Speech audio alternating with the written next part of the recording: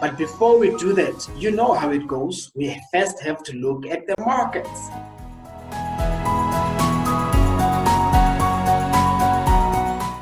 We definitely have to look at the market, even though you might feel like it's a repetition, but no, it is deliberate so that you can understand how the market works, so that you can understand and be able to analyze it yourself on your own, at your own time, up until it gets to the place where when you hear property, you're already starting to think, what's the market? How does it look like?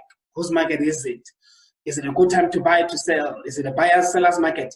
Up until you get to that place, because I want everyone that listens and watches our webinars on YouTube or follows us with the webinars to have an investor mindset all the time, regardless whether you have a property or not as yet. But I would like you to have an investor's mindset. Even if you did not plan to invest in property, you just wanted to have one or two, it's going to rub off and you will eventually be an investor yourself.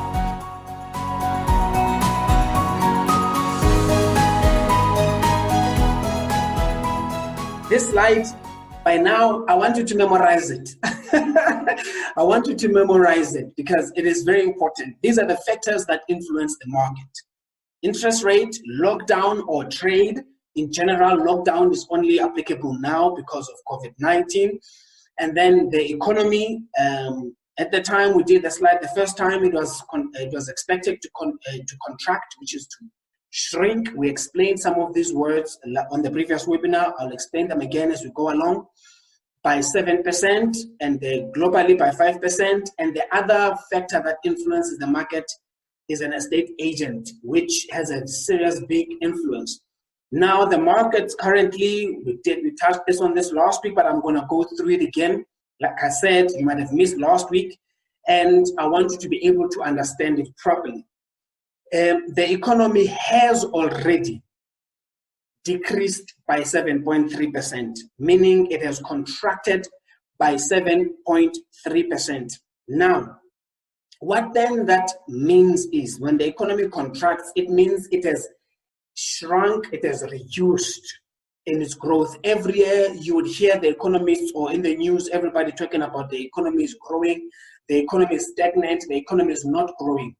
Now, it is based on the country's GDP every year to say how much is the economy growing. I gave examples last week, and I had said on average, the ideal economical growth that most countries strive for as minimum, including first world countries, is 6%.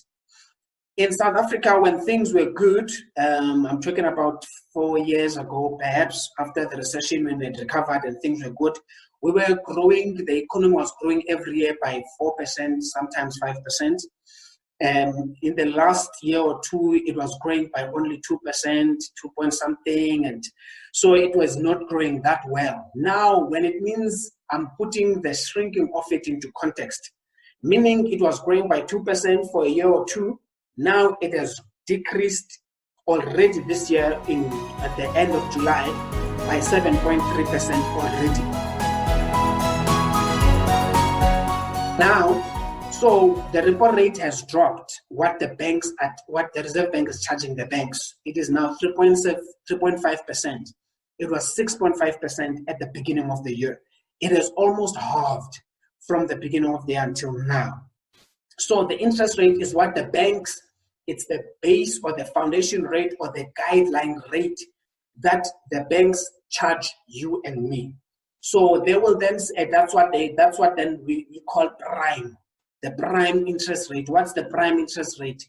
It is now 7%. So when your bank says to you, we are charging you for your home loan prime plus 2, that means they will charge you 7% plus 2%, which is 9%. When the base rate changes, which is 7%, and it drops to 6%, the banks will still charge you prime, which is 6%, plus 2%, which is now your rate will be 8%.